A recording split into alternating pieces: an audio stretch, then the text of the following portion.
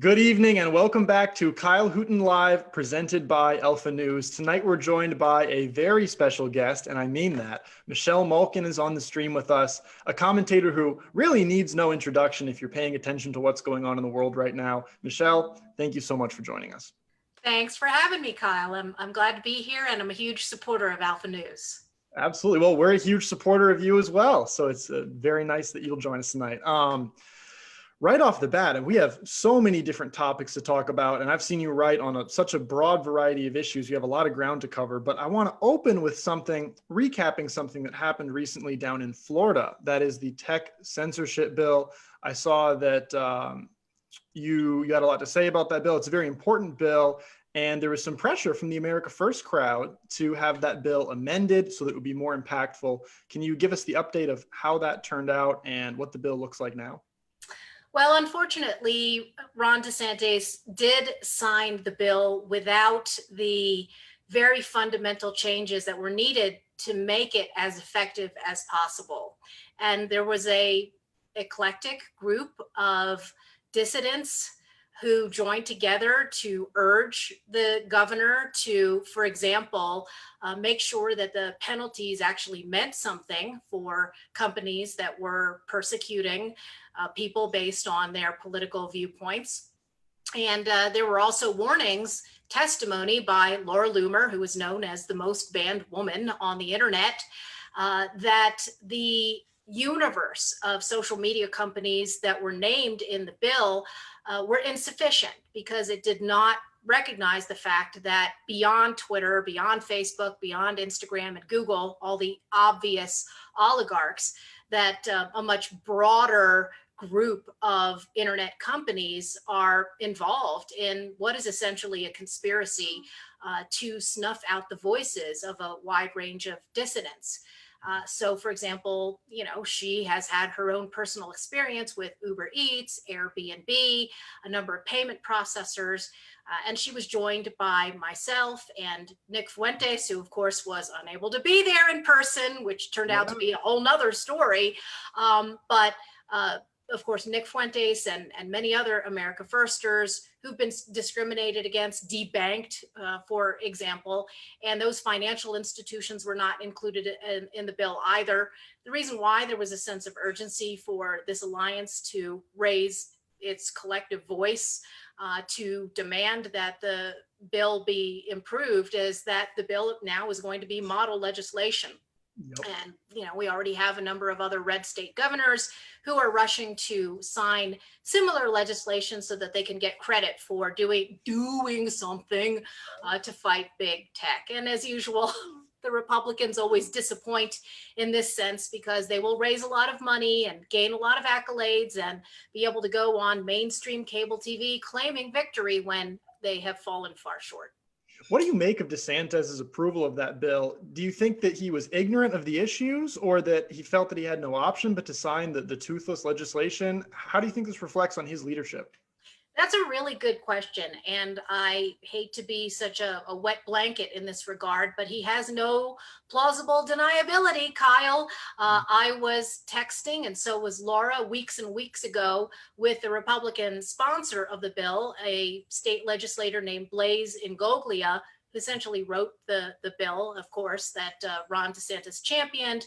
He was already getting glowing reviews for this legislation when it was flawed during CPAC, already claiming credit for winning the war against big tech censorship. And I had texted this Ingoglia character, and so had Laura Loomer, and I know that Nick Fuentes had also reached out to him as well. So they knew, and I know from other sources in Florida that there were staffers very high up in the DeSantis governor's mansion who were also aware of these issues, and they ignored them nonetheless. That does not speak well, to answer your question, does not speak well of Ron DeSantis's leadership because, again, it's, well, to use a Texas phrase, all hat and no cattle. Yeah, it's extremely disappointing. I had been hoping up till this exact moment that he was just ignorant of it, that he wasn't aware, that somehow there wasn't enough media controversy around this legislation.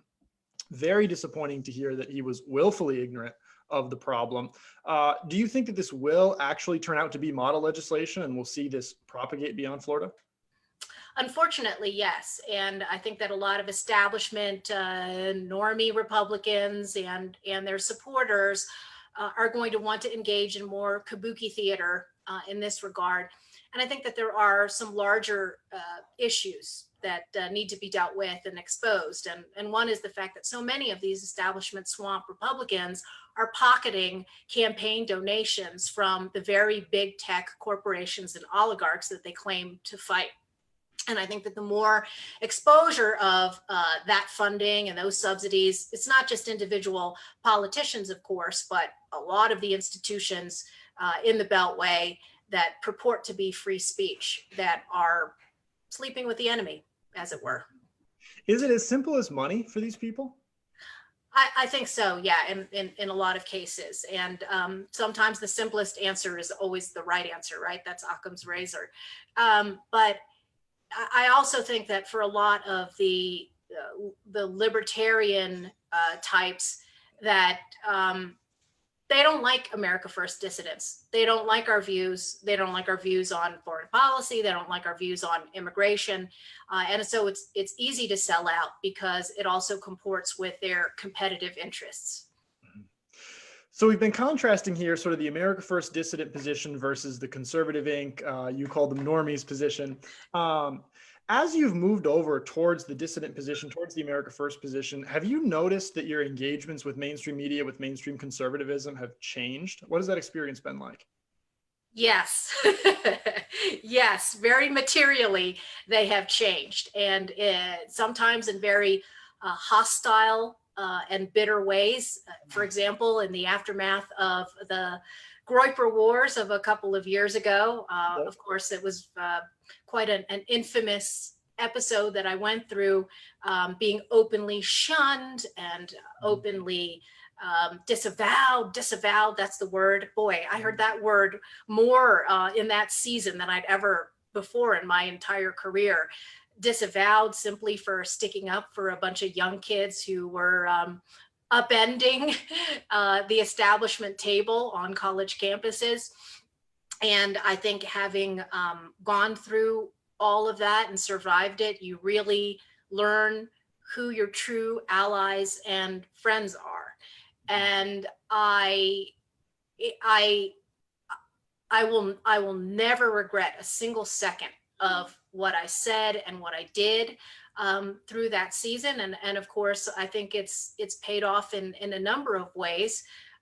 Certainly not in any financial ways, but for Con Inc., that's what it's always all about, right? You asked, could it just be just about money? And for a lot of these people, yes, it is.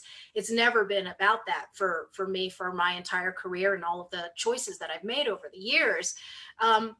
But when I say I think it's paid off, I think that it's paid off in the sense that having been on the front lines and sort of absorbed a lot of those slings and arrows and shown that you can survive all of that and stand on principle and still come through, at the end of the tunnel, that I think it helped pave the way for the mainstreaming and acceptance of these ideas now. And you see it almost every day, the same types of people that were throwing us all under the bus now mouthing and tweeting, the very ideas that they disavowed us for in the first place. It's quite delicious.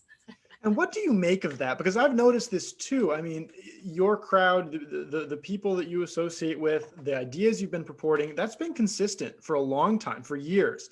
And just now it's become cool. I think people are calling it populist ink now. It's become cool to purport these same ideas. You're seeing it more on Twitter from people that were disavowing you just a year ago. What do you make of that? Is that just the next manifestation of so-called Con Inc.? It sure looks like it. And so I'm very ambivalent. On the one hand, like I said, I do consider it a success.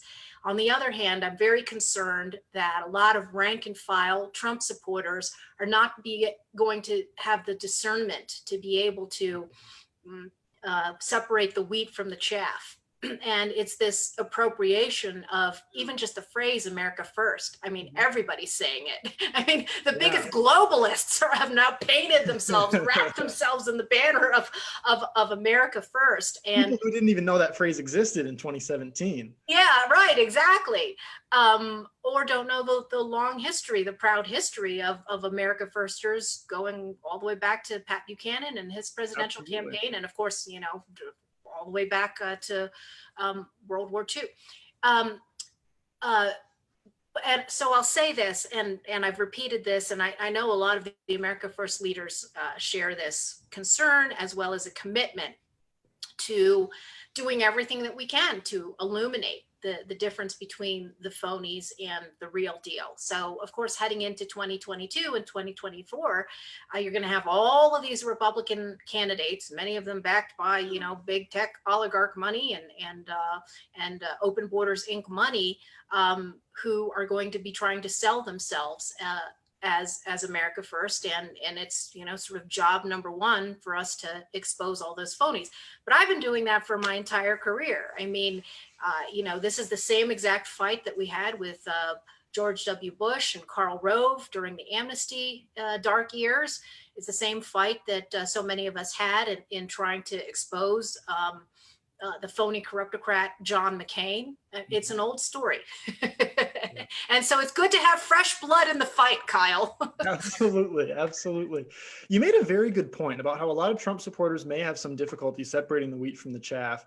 And it made me think about the fact that Trump supporters are a new voting bloc. It includes people that weren't previously politically active, and it's grouped people together that never would have been grouped together before. And it's going to be very interesting to see how that new coalition evolves and grows. Are you optimistic? Do you think that MAGA will still be a rallying cry, and that these people that voted for Trump in 2016 and 2020 will still be a coalition in the future? Well, I think that's where the opportunity lies for the America First leadership. And the more that, you know, the normies or the normie adjacents are exposed to true America First leadership. I mean, that's why I participated in the first AFPAC and the second AFPAC. You just look at the quality and the integrity of the speakers and the lineup, and you compare it to CPAC, and you can see how dissatisfied so many of the attendees at CPAC were with what they saw on stage. It's not just a matter of you know, the high intelligence level of some of these young people. It's their energy level. It's their willingness to go after the establishment, and the growth beyond the cult of identity and celebrity that the Trump movement from 2016 represented. Absolutely, because you're right. There is a difference between the cult and the celebrity and the actual foundational beliefs, and making that transition is going to be what's so critical. It's going to make or break the movement. Yes, that's absolutely right. And I think that I'm a good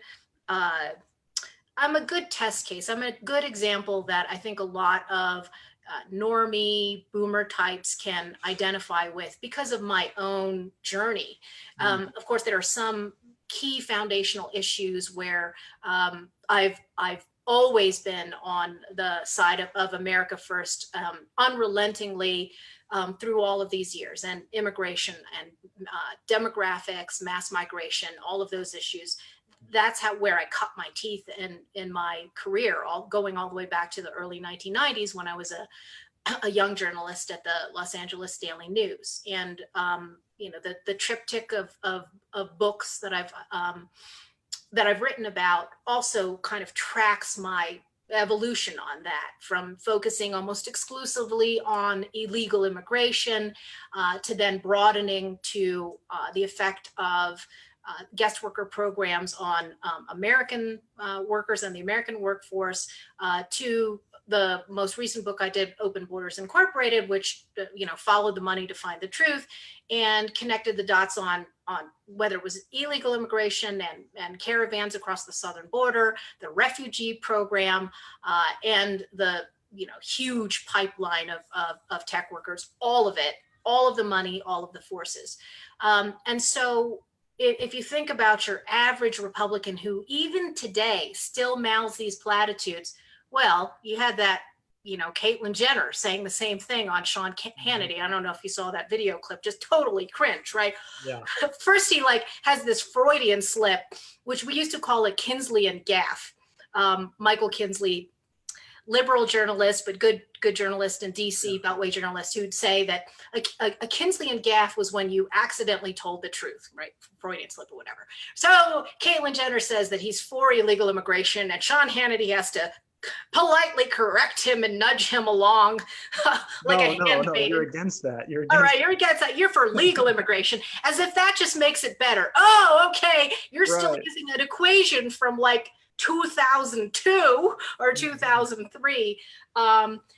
Anyway, I think that there are more and more people, especially as I was on the book tour for Open Borders Incorporated in, when was that, 2019, more and more people who understand that it's the whole kit and caboodle, and that people have to think about the overall numbers of people that we're bringing into the country, whether they're streaming across the border or coming in legally, the number of green cards that we issue every year, and of course, in Minnesota, the transformation of places like the Twin Cities as a result of refugee programs that are run not by people in the local community, but by the United Nations and George Soros. Absolutely. I mean, to put it very bluntly, it's always been about numbers. It's always been about demographic changes. Just in the past, it was very effective to say, okay, we're going to limit illegal immigration. But now that it's basically open borders, whether you're doing it legally or illegally, we need to refine our thinking a little bit, refine the narrative, and really clamp down on both sides, because it's the same issue it's always been.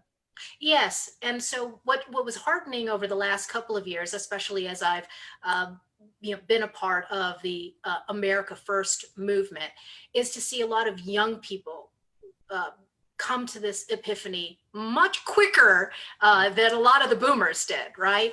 And so the activism that blossomed under the Trump years, with many college Republican chapters declaring themselves America First, for example, many of them breaking away from the official college Republicans group and starting their own groups, finding a network, right? And writing open letters to the Trump administration, calling for things like it ended up being very limited, but at least it was some progress, the immigration moratorium in the wake of the age of COVID, recognizing that, we shouldn't be keeping these spigots open when there are so many college kids in particular who were so dislocated and severely affected by the COVID economic disruption.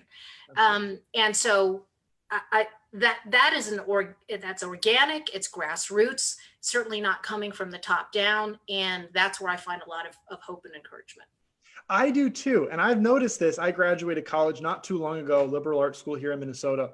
And we observed this also. You have all the institutional money pouring in to try to convince these leftist communist college students to turn Republican. But the real progress is happening in the Republican college students who are starting to question the Republican institutions. And people don't realize that the battle on college campuses is really more to convert Republicans to America First than it is to try to convince a blue-haired communist transsexual to vote Republican, because that's not going to happen. I'm so glad you bring this up. I've observed it firsthand. Yes, exactly. And so that is fascinating to see all of the philanthropy of the establishment, right? Unfortunately being misguided and misspent. And I actually had a chance to talk to some of these wealthy people over the last couple of years. And I was a little shocked by what I think was naivete. I don't know if it was just sort of a more kabuki theater. Really? I had no idea that the Kochs were subsidizing the illegal alien dreamers. I'm shocked that there's gambling going on in the establishment, to quote Casablanca. Anyway, I think that there should be a more concerted effort to reach out to some of these philanthropists. I had been, I think, a little too quick to write them off. But, my plate's full. Somebody else should do it. Yeah. Because it seems like if you're smart enough to make a amount of wealth that's significant enough to put you in the philanthropist category, you should be smart enough to pay attention to where that money's going. I've You would always wondered this too. you would think, but my experience too, observing and sort of being in but not of the swamp, Mhm. is that you see this a lot, is that you'll have some magnate, some very successful corporate CEO or businessman or entrepreneur. They achieve a fabulous amount of wealth, and then they hand it over to people who hate them. Yeah. We've seen that sometimes when these people are still alive. And I think distressingly, a lot of times what you'll see is trusts that then get hijacked by liberal family members or outsourced to, liberal operators. And I mean liberal Republican, same thing, liberal, whatever, neoliberal, who cares? Yeah. And that's how you end up with, many of the institutions that were involved in throwing me under the bus and trying to slime, young leaders like or Jaden McNeil or Steve Franson. So many of the really strong, good, admirable young leaders that I've had the privilege to come to know over the last couple of years. I agree completely. It's very sad to see these people that have amassed wealth. They want to donate to something meaningful to them, and they look back into the distant past and go, "Oh, my university treated me well 50 years ago. Let me give them $1 million." Because these are well-meaning people in a lot of cases, but as you identify, their funds get misappropriated to do something opposite of what they actually intend. It's Yeah. very sad. Yes, it is. Absolutely. So, with our last bit of time here, we have given scathing criticism of the establishment right, which is very fun to do. I always wait for a guest that can help me do this. But I also want to get your thoughts on Biden, because so far on the show, we have not had anybody explicitly address Biden's first 100 days. I mean, it started with all sorts of controversial actions related to the Capitol protest, and now we have gas shortages. What do you make of Biden's leadership so far? Yeah, I just did a column on the refugee dump, which I think was really fascinating politics, because initially the Biden administration resisted jacking up the refugee numbers to appease the out of this world demands of the open borders and lobby and those refugee contractors, many of them, of course, who come from the faith community. The U.S. Catholic of Conference Bishops, Lutheran Immigration and Refugee Services, which is very active, obviously, in Minnesota, and a number of them. There's 9 of them. It's $1 billion racket. I wrote about it in Open Borders Incorporated. They didn't get what they wanted, but they pushed him enough that he bent the knee, right? He genuflected. So I think they wanted close to 200,000. They got 62,500. And of course, that'll get jacked up in the fall. And the immediate reversal of so many of the limited number of successes that Trump had in turning off some of these spigots, or at least just hitting the pause button, incredibly alarming. He's essentially gotten away with the chaos at the border, the so-called border crisis. Yeah. And he's got the collaboration of both open borders, red state governors, and of course all the Democrat ones in scurrying all of the masses into the interior of the country. So it is as bad as I expected it to be on that front. But you mentioned January 6th, and the weaponization of the so-called insurrection, I think, is the most alarming civil rights crisis of our time right now. And, that's saying a lot, because, of course, the civil liberties infringements as a result of COVID are, a whole mountain on their own. But the Biden deep state, the DOJ, all of the Trump haters who've been encrusted for his entire term, now all working together with the DC federal prosecutors and all of those liberal judges to deprive people who simply showed up to a rally to expressed their dissatisfaction with the results of the election. The ACLU is nowhere to be found. And of course, we mentioned Nick, the no-fly list, trying to get to the bottom of that. I filed a FOIA request. I'm ready to sue. I know Nick has retained a lawyer. There are many others who've been affected by this who are not getting any of the spotlight. And you've got mainstream media, both left and right, who won't even say Nick's name, won't even talk about this issue, except to sort of dance around and tiptoe over it. Whereas if this had happened, during under any other Republican administration, it would be front page news every single day.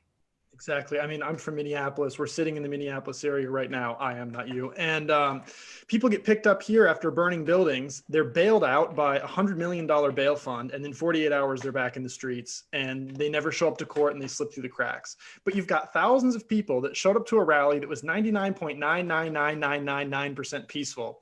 And you have thousands of FBI agents, the top lawyers in the nation, digital forensic specialists spending hundreds of thousands of man hours combing through live streams and looking at cell phone tracking and pulling aerial footage to figure out who these people are. It's completely absurd. And you mentioned the civil rights abuses. I mean, you have people in solitary confinement in federal prison systems, and you're not hearing about it in the news. No one's talking about this. And it just seems like anarcho-tyranny is the most applicable term, because if you're on one side of the coin, you can do anything you want to. And if you're on the other side of the coin, being a Trump supporter makes you a terrorist. And not to get too on my pulpit here, but I think that's where this is going. I think that in America someday, if you have the wrong beliefs, if you wore a MAGA hat at some point, you're going to be considered a domestic terror threat.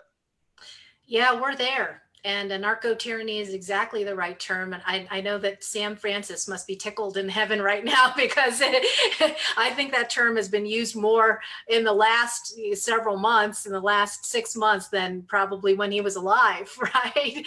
Mm-hmm. But it is such a perfect description of the fate that we are suffering under now. And you think of all of the parents of autistic children who've been thrown off planes, treated worse than actual terrorists, for protecting their children who are at almost zero risk of getting infected or dying of COVID. It's complete insanity. And it speaks to, just to wrap up everything with a bow of all of the things that we're talking about, you think of the enormous amount of wealth there is on the right, with all of this philanthropy, and yet so many of these ordinary, everyday Americans, patriots who've been swept up in the insurrection witch hunts, can't find a lawyer.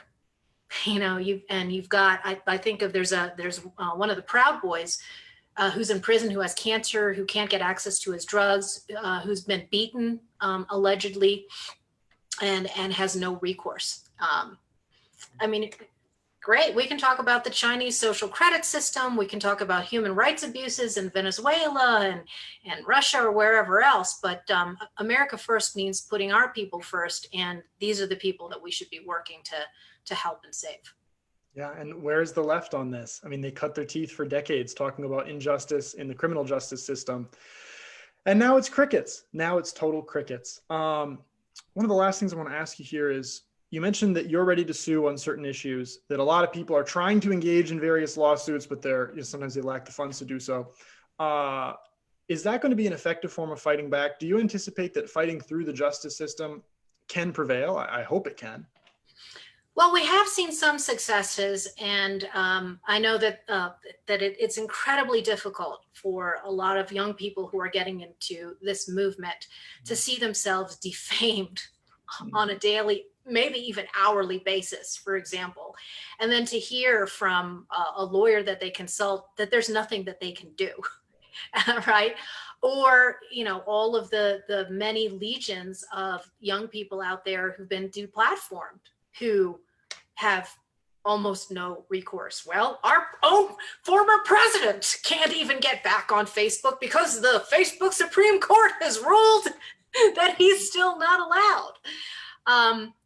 But I still think that you need to fight on every front, and whether it's the court of public opinion or the court of law, there are still good lawyers, America First lawyers out there doing their best. I mean, you can count them on two hands, unfortunately. And in other times, Kyle, I might urge some young people to go to law school and help rectify that imbalance. But, when you've got a place like California where illegal aliens can practice law, no joke, I think maybe pro se is the way to go. And we've got a lot of bright people who probably would be better pro se lawyers than a lot of the Ivy League minted lawyers that are out there. But yes, we have to fight.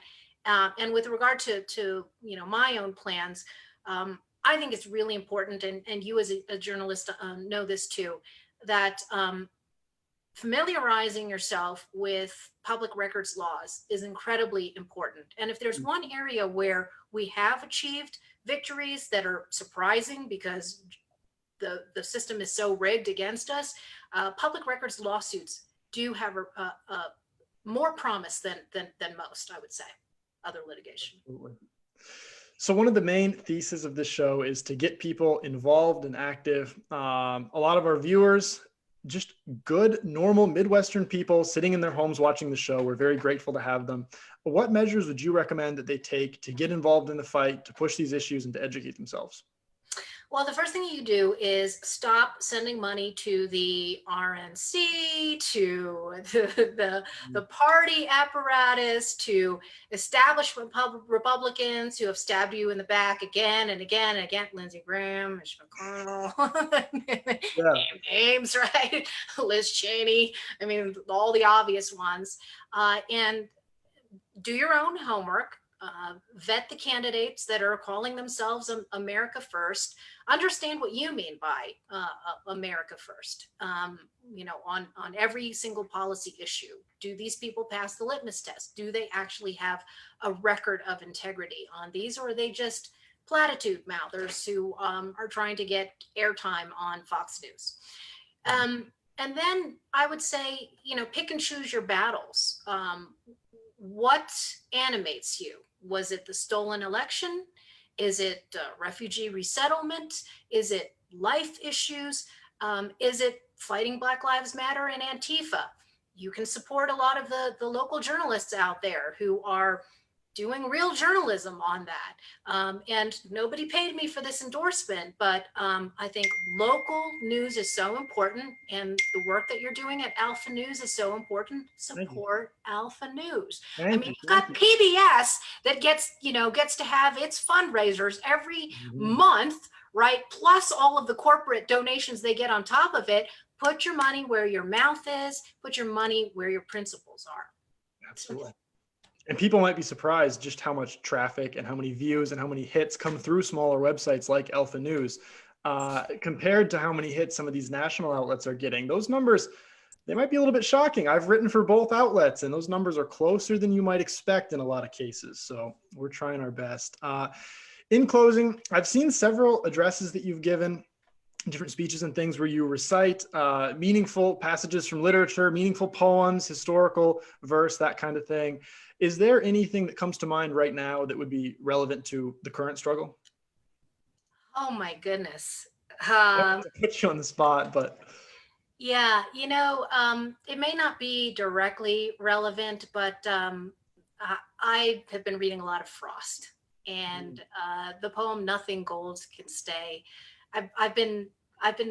This is a lesson that I've been teaching my children, and the sort of fleeting nature, not only of whatever's happening in politics, but I think just temporally our existence. And I think it's a lot easier to cope knowing that things are always changing. And as dark and as black-pilled as young people might be when they wake up in the morning, it's not always going to be this way. Things change, and we make them change and facilitate that change. Extremely meaningful. An optimistic note to end a grim interview. We appreciate you coming on. We appreciate everything you have to say. Not very many people are brave enough to say it. They're daunting facts, but you're right. You do need to maintain hope, because in the grand scheme of things, 4 years is nothing. Our lives are very finite compared to the infinity of God's universe. And it's very important to remember that. Amen. Amen. What a joy it was to talk to you. Thanks, Kyle. And we triumphed over the boomer tech. Exactly. Thank you so much for coming on. To our viewers, thank you for tuning in, and God bless.